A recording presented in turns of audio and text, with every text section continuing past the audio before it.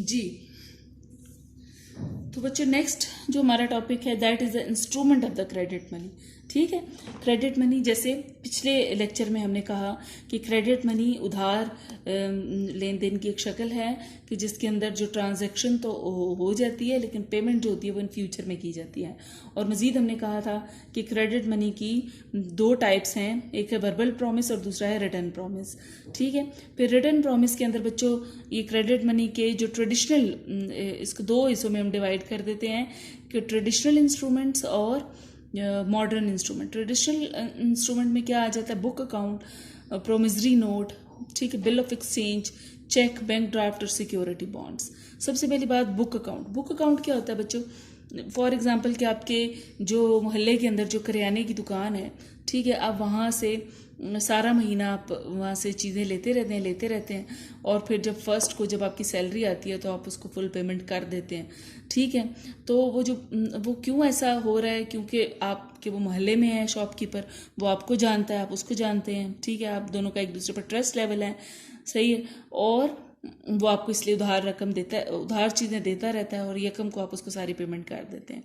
अच्छा, लेकिन जो जो चीज़ें आप उससे लेते हैं वो उसका एक रजिस्टर में इंदराज करता चला जाता है। ठीक है, तो वो जो उसका रजिस्टर है, ठीक है, that is very much important, क्योंकि उसके अंदर नोट होता चला जा रहा है कि आपने ये चीज़ बाय की है और फिर आपने उसी हिसाब से उतनी ही अमाउंट पे करनी है जो उस रजिस्टर के अंदर दर्ज होगी। ठीक है, तो उस रजिस्टर को हम कहते हैं बुक अकाउंट। ठीक है, ये तो आपके मोहल्ले के करियाने की स्टोर की एग्जांपल ली है ना, लेकिन जैसे जो बड़े लेवल के ऊपर जब ट्रेडर्स आपस में डीलिंग्स करते हैं तो वो भी इसी तरह से जो है वो एक रजिस्टर के अंदर एक बुक अकाउंट बुक के अंदर इंदराज करते चले जाते हैं और फिर कुछ अरसे के बाद वो पेमेंट्स कर देते हैं। ठीक है जी, उसके बाद जो है वो अगली फॉर्म होती है प्रोमिसरी नोट। प्रोमिसरी नोट जो है एक किस्म का वादा होता है, एक रिटर्न, एक रिसिप्ट उसमें दे दी जाती है। ठीक है, और ये भी ट्रेडर्स आपस में इसी तरह से करते हैं कि जैसे अगर जो है वो आप जैसे फॉर एग्जांपल कि एक लाहौर में रहने वाला ट्रेडर है और एक गुजरांवाला में ट्रेडर रहता है और गुजरांवाला वाला वो बाय करता है। फॉर एग्जांपल रेडीमेड गारमेंट जो है वो लाहौर से लेता है और फिर उसने 5 लाख रुपए का सामान लेता है, तो वो उसको फ़ौरन पेमेंट नहीं करता, बल्कि वो कहता है जब मेरी चीज़ें बिकेंगी तो मैं आपको पेमेंट कर दूंगा, और वो एक रिसिप्ट बना कर दे देता है जो गुजरांवाला वाला ट्रेडर है, और वो उस रिसिप्ट के नीचे वो अपने साइन करता है कि जी मैं 2 महीने के बाद आपको पैसे दे दूंगा। ठीक है, और साथ में वो अपनी वो जो शॉप की स्टैंप होती है वो लगा देता है और वो लाहौर वाले ट्रेडर को दे देता है। तो वो एक प्रोमिसरी नोट कहलाता है कि जिसके ऊपर उसके साइन होते हैं, एक प्रॉमिस होता है कि जी मैं आपको 2 महीने के बाद जो है वो पैसे पे कर दूंगा। जैसे आपकी बुक के अंदर ये एक प्रोमिसरी नोट की बनी हुई है, एक सैंपल बना हुआ है कि Sargodha 1 July 2008 I promise I will pay Zahid Bashir और any person whom he nominate 1000 rupees for which I have received things for 3 month, signature और फिर उसका नाम और उसका एड्रेस और स्टैम्प वगैरह। ठीक है, एक सैंपल बना हुआ है प्रोमिसरी नोट का। ठीक है जी, तो प्रोमिसरी नोट एक किस्म की रसीद होती है, ठीक है, जो जिसने सामान बाय किया है वो बना कर देता है सेलर को कि जी मैं आपको 2 महीने के बाद पेमेंट कर दूंगा। ठीक है, ये प्रोमिसरी नोट कहलाता है। उसके बाद है bill of exchange. Bill of exchange बच्चों ये प्रोमिसरी नोट ही होता है, लेकिन ये उसकी एडवांस शक्ल होती है, उससे एक स्टेप आगे आ जाते हैं और ये उससे ज़्यादा अथेंटिक होता है बिल ऑफ एक्सचेंज। और ये बिल ऑफ एक्सचेंज जो होता है ये उसके मुकाबले में मतलब ज़्यादा बड़े लेवल पर होता है। ठीक है, प्रोमिसरी नोट में हो सकता है कि दोनों एक दूसरे को जानते हों, दोनों का आपस में जैसे बुक अकाउंट में बहुत ज़्यादा क्लोजली वो एक दूसरे को जानते हैं, प्रोमिसरी नोट उससे थोड़ा ब्रॉडर होता है और बिल ऑफ एक्सचेंज फिर उससे थोड़ा मज़ीद ब्रॉडर होता है। बिल ऑफ एक्सचेंज की बच्चों आगे अपनी इसकी मज़ीद जो है वो बहुत सारी हैं टाइप्स। बिल ऑफ एक्सचेंज, इसको उर्दू में बच्चों हुंडी भी कहते हैं। ठीक है, it's very well known as हुंडी।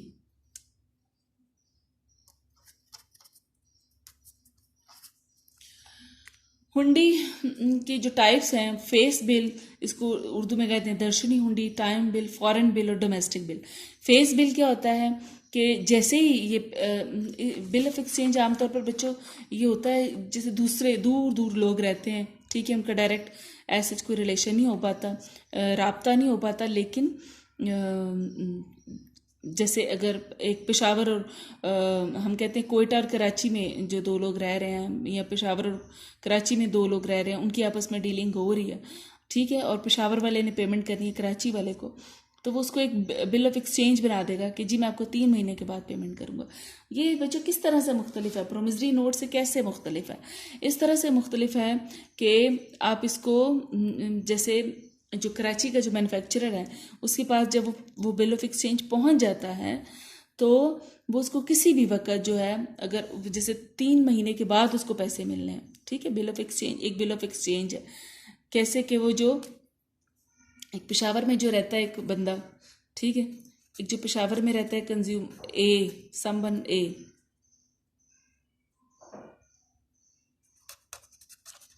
और एक कराची में रहता है समवन बी, ठीक है।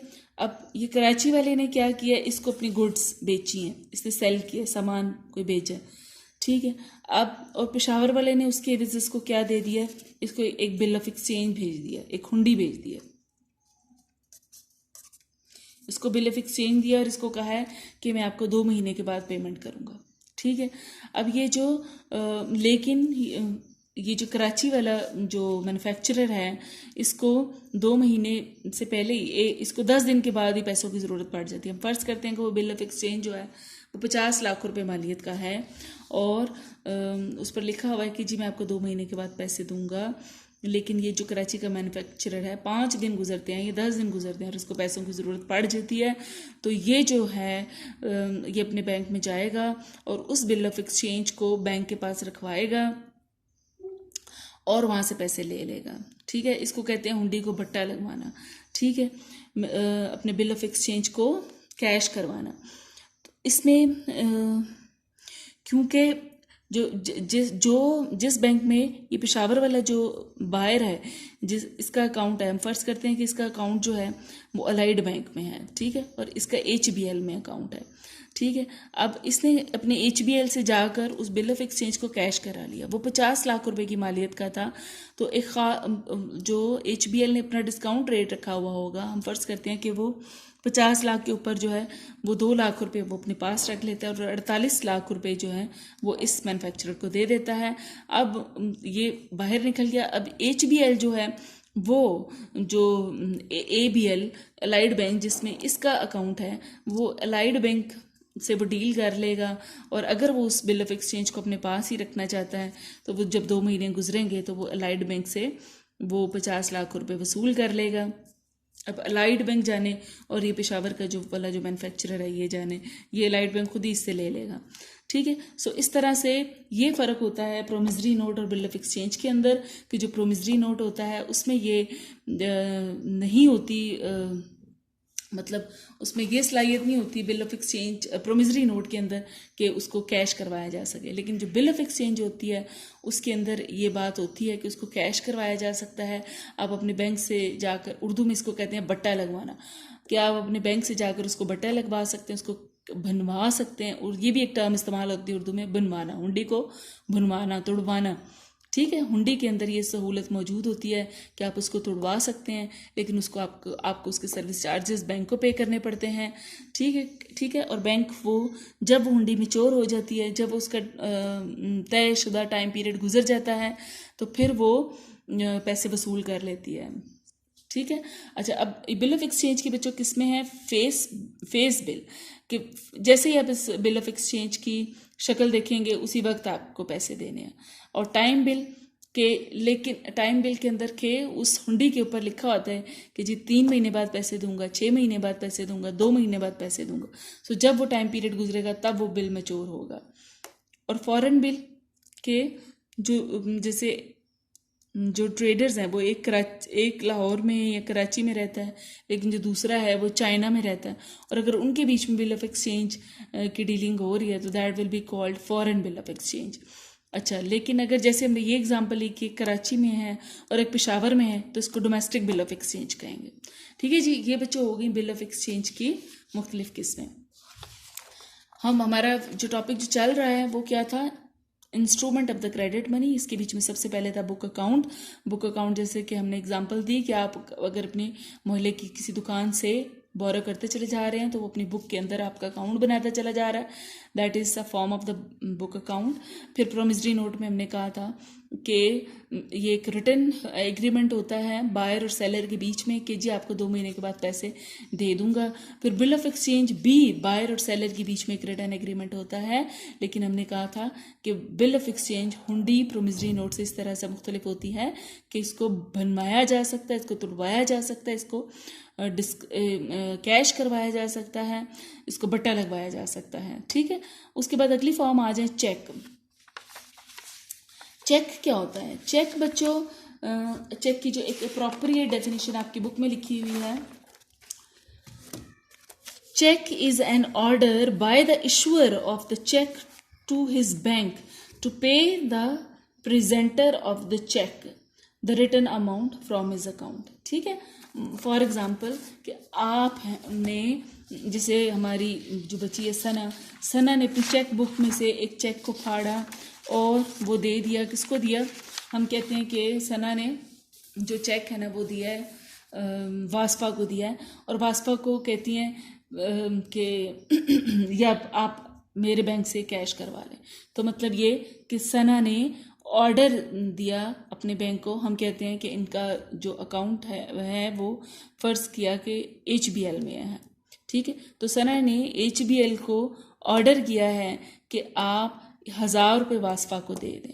ठीक है, so cheque is an order from you to your bank to pay 1000 rupee to वास्पा। समझ आई बात? अब चेक की जो किस्में हैं वो है, सबसे पहले आ जाता है बेरर चेक। बेरर चेक क्या होता है?